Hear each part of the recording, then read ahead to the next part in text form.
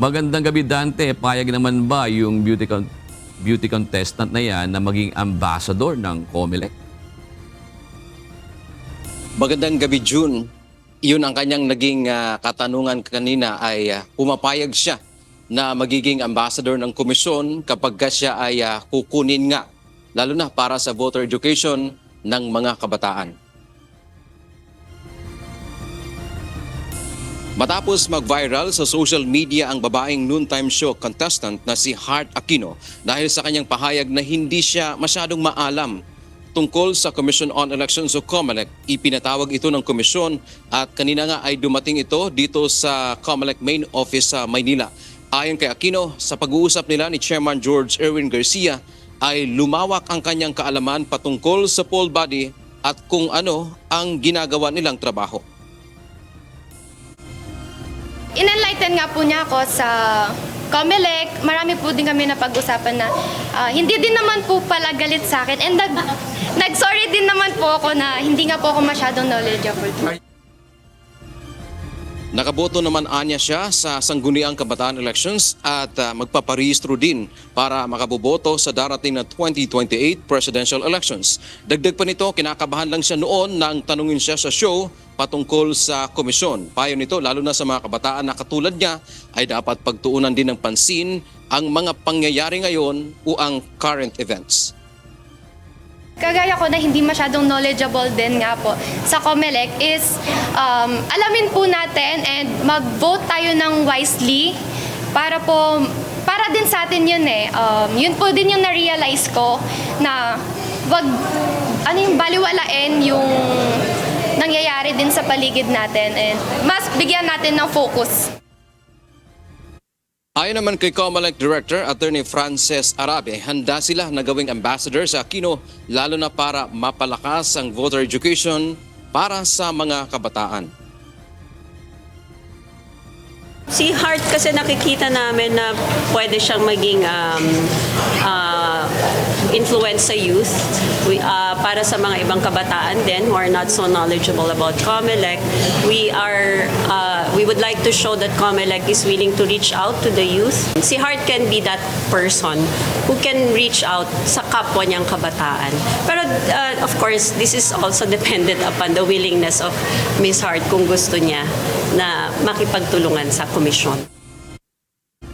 Sagot naman ni Aquino, handa siyang makipagtrabaho sa komisyon at sasamantalahin niya ang pagkakataon na nabigyan siya ng atensyon ng publiko. It's an opportunity din po. So yes po, willing naman po ako. And to inspire na the youth na rin po.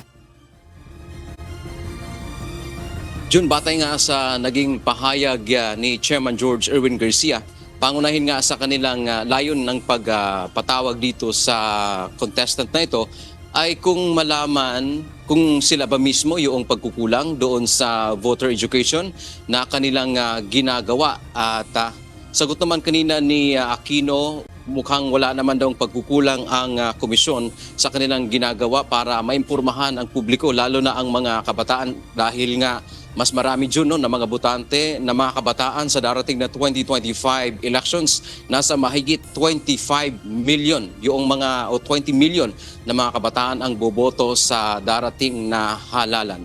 So sa ngayon, ang target na nga ng komisyon ay lalo pa nilang palalakasin itong voter education na kanilang ginagawa sa iba't ibang lugar sa bansa. Yan mo ang ating update mula dito sa Maynila. Balik sa June. O Dante, naikwento ba ni Heart Aquino kung paano niya hinarap? Kasi syempre may mga basher online doon sa nangyari na yon. Naikwento niya ba kung paano niya ito kumbaga hinarap yung pangyayari na yan sa kanya? Yes, June, natanong nga siya kanina kung ano ba yung kanyang mensahe doon sa mga basher.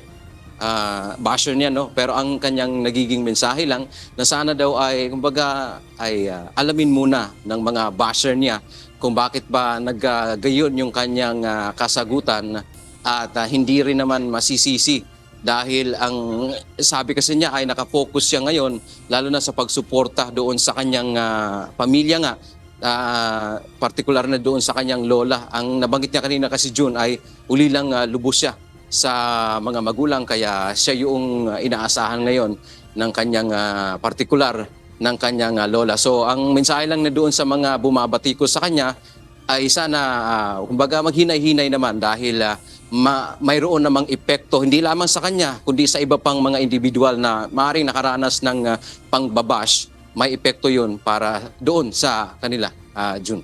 Last na lang, Dante, kung willing naman si Hart na maging ambassador o ambassadress ng COMELEC, ang COMELEC ba ay, kumbaga, sasailalim ba si Hart sa seminar? Ganun ba yun, Dante?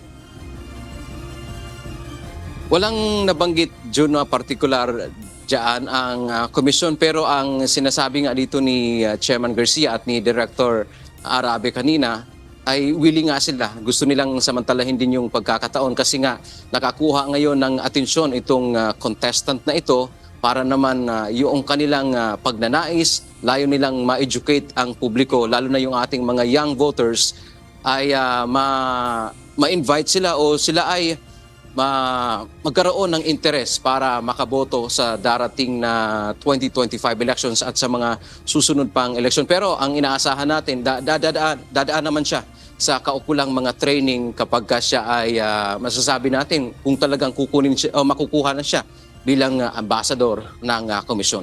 Jude. Alright. Maraming salamat, Dante Amento.